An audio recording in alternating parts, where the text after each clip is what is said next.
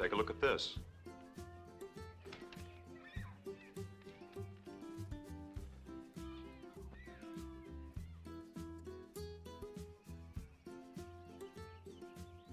It's highly theoretical, Ben. Theoretical? Do I have to remind you that theory is the beginning of solution?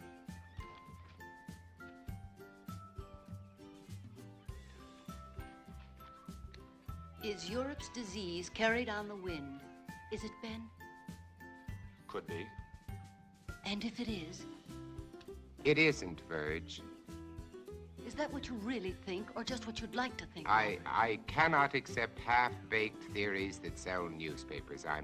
I'm a scientist, not an alarmist. You're whistling past the graveyard. Is that a commentary on my work at the lab? We both know how hard you've worked. I'm sorry, Ben. I just can't accept the idea of universal disease. Uncle Ben, you promised your card trick. All right, Kathy. Who can resist that face? All right. Card tricks. Card tricks.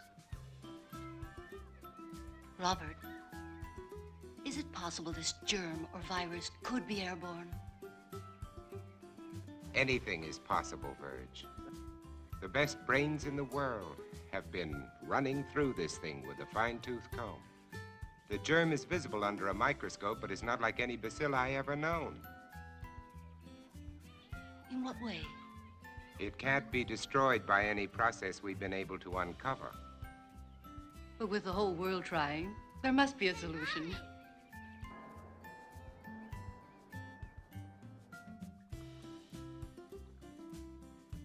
Well? The bacilli are multiplying. That kicks the bone marrow theory in the head. This specimen shows a higher white count than when I put it on the slide. Those cells are still living, Dr. Mercer, off one another. There has to be an answer. You heard that all communications are ended outside the continental limits? Yes, I heard. That leaves it in our laps. So we keep trying. Where's Cortman? Well, he should be here by now. You two stay on this virus theory until I decide it's exhausted. Right. Yes, sir? Morgan will fill you in. All right, sir. And what did the great man of science have to say today? More of the usual? Oh, he's trying, Ben, just like the rest of us. And nothing works. The streets are swarming with truckloads of bodies that they're throwing into that god-awful pit. And the dedicated Dr. Mercer goes on with his plodding, unimaginative approach. You have a better idea? Maybe. At least it involves imagination. Ben, it's as simple as this. An unknown germ is being blown around the world. It's highly contagious and it's reached plague proportions. And you don't believe some of the dead have come back? Now let's get to work. And why are they burning the bodies? Why don't they bury them? Because it's the best known way to control the contagion, to keep the germ from spreading. That's what we've always believed, at any rate. There are stories being told, Bob. By people who are out of their minds with fear. Maybe. But there are too many to be just coincidental. And until further notice, this station will continue its around-the-clock coverage of this national disaster. And now, we switch you to the state capitol, where His Excellency, the Governor, is speaking from the Executive Mansion. Further, I have, in conjunction with the federal government, declared this state to be a disaster area. The public health is dependent on bodies of the deceased being burned. You must notify the health department immediately if you have a plague victim in your home. Under no circumstances should you gather publicly. In view of the dire emergency that exists, I intend to... How can you be so sure she... Blindness is one of the symptoms. You're not to call a doctor under any circumstances. No one is to come into this house. Now remember that.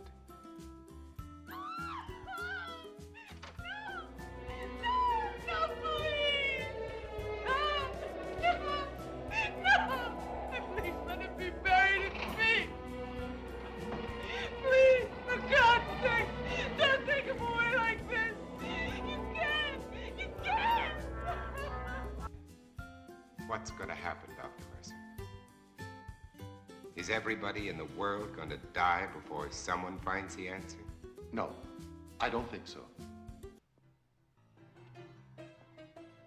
What are you doing? Please stop, please. Stop it, please. You're making me sick. Why do you turn Please. away? Please. Why do you turn away?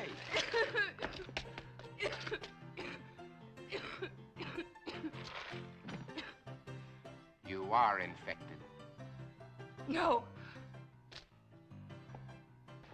At I don't least let me give you a care. blood test. Don't touch me.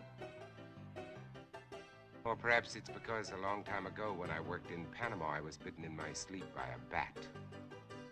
My theory is that the bat had previously acquired the vampire germ.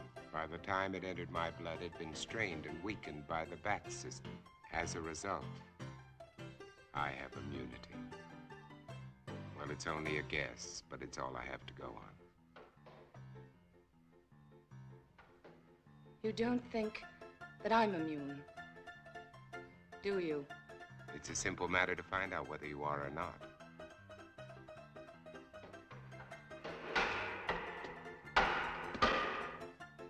What will you do if I am infected? Cure me? You don't have to answer. I know as well as you do. It's incurable. There might be a way. If not of killing the germ, at least of containing it, keeping it from spreading.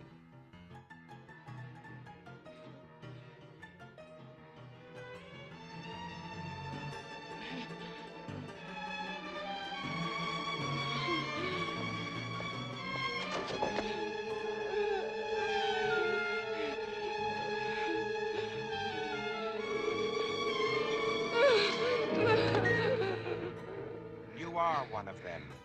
I was. And without that injection, I'll be one again. What do you mean? You found a solution? That's right. Exactly as you said it could be. I take that for it. What is it? Defibrinated blood plus vaccine. The blood feeds the germ. The vaccine keeps it isolated and prevents it from multiplying. We've had it for some time now. We? There are quite a number of us. And I thought you were alone. I was going to cure you. We're alive. Infected, yes, but alive. We're going to reorganize society. Do away with all those wretched creatures who are neither alive nor dead. Start everything all over again. And you want me to join? You can't join us. You're a monster to them. Why do you think I ran when I saw you? Yes. Your new society sounds charming. The beginning of any society is never charming or gentle.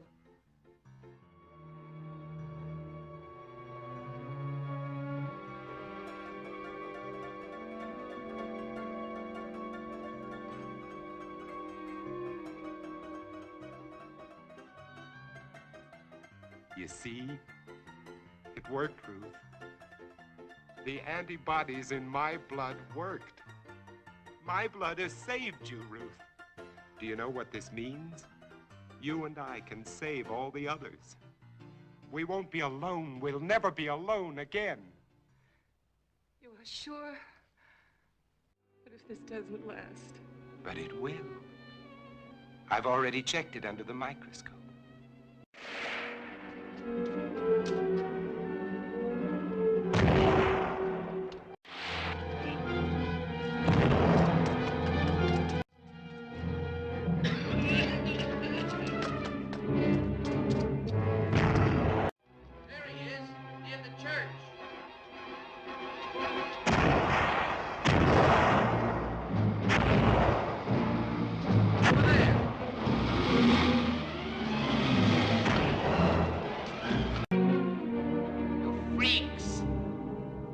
All of you. All of you freaks. Mutations.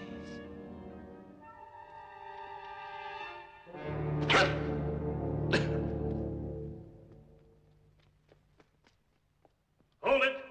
You're freaks. I'm a man. The last man. Robert. They were afraid of me. They were afraid of me. They were afraid of me. I didn't know.